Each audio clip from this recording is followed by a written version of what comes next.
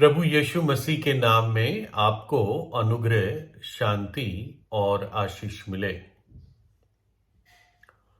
यहाँ पर एक दृश्य है, एक घटना है जहाँ पर प्रभु यीशु मसीह को किसी एक व्यक्ति के यहाँ खाने पर न्योता दिया गया है और एकदम वहाँ पर एक स्त्री आकर प्रभु के सिर पर बहुत महंगा इत्र उंडेल देती है। और उस घटना को मैं आपको पहले पढ़ के बताता हूं। मत्ती 26 अध्याय।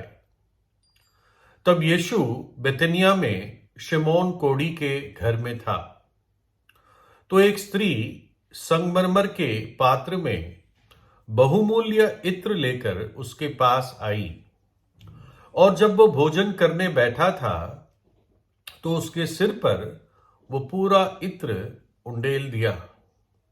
यह देखकर यीशु के चेले रिसियाए और कहने लगे, इस इत्र का क्यों सत्यानाश किया गया? यह तो अच्छे दाम पर बिककर गरीबों को बांटा जा सकता था। ये जानकर यीशु ने उनसे कहा, इस स्त्री को क्यों सताते हो? उसने तो मेरे साथ भलाई ही की है। गरीब तुम्हारे साथ सदा रहते हैं, परंतु मैं तुम्हारे साथ सदा ना रहूंगा।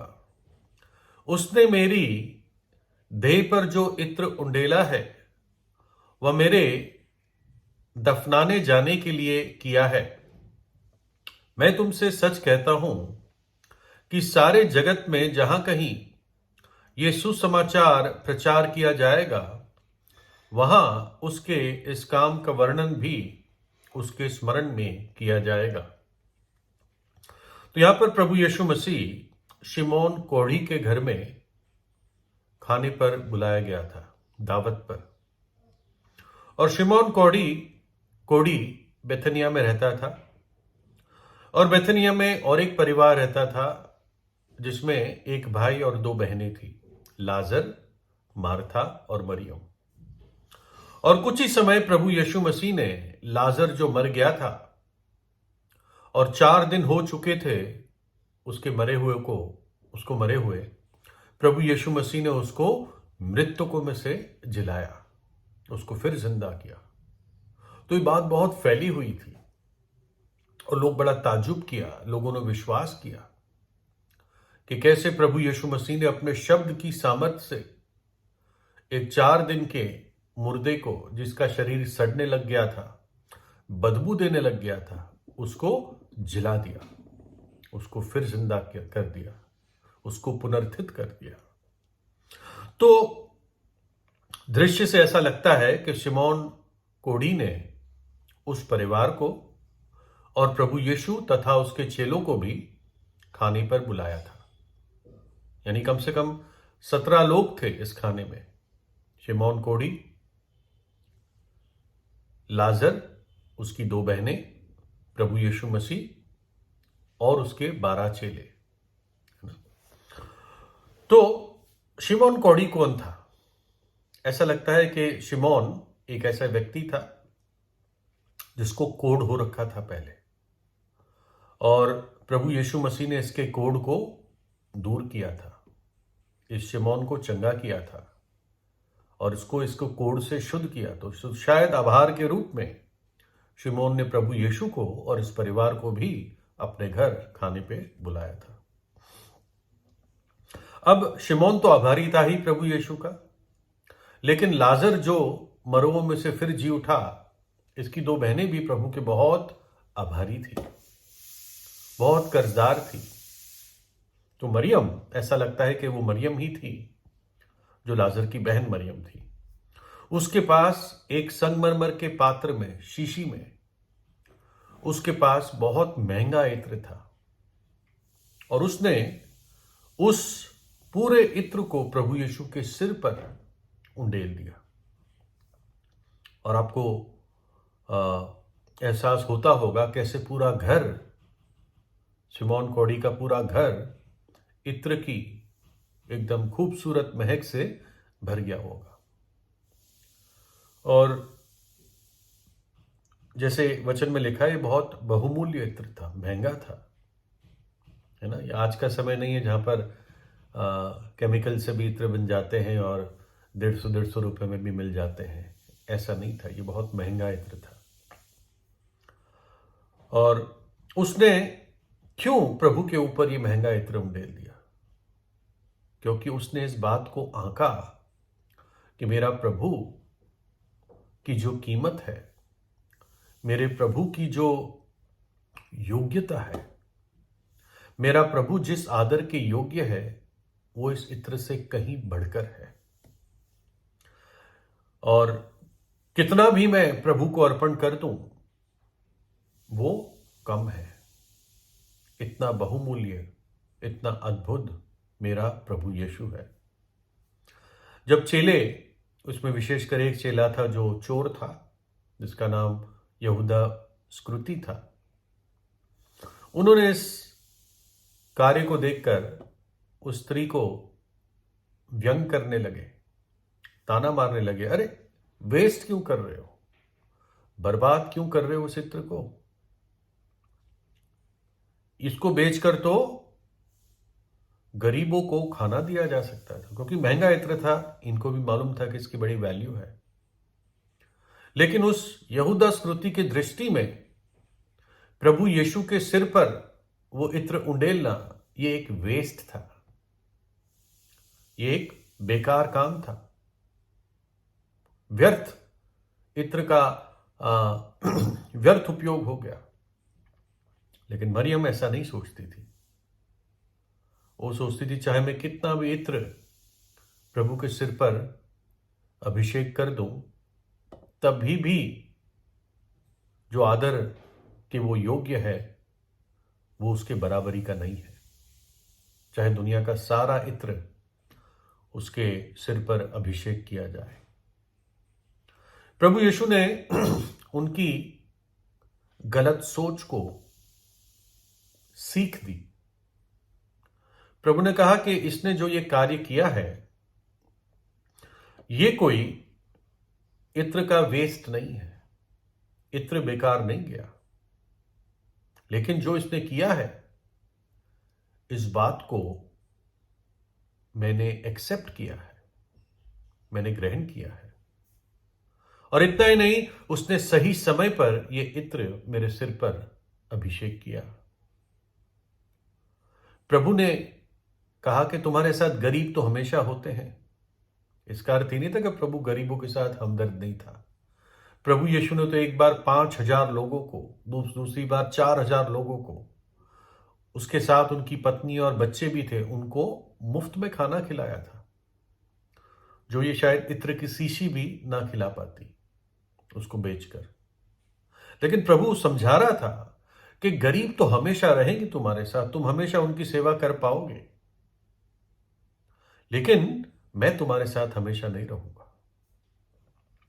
और इस स्त्री को समझ में आ गया था कि ये जो मेरे सिर पर ये इत्र अभिषेक कर रही है, ये विश्वास से पहले मेरे दफनाए जाने के लिए ये इत्र मुझ पर अभिषेक कर रही है।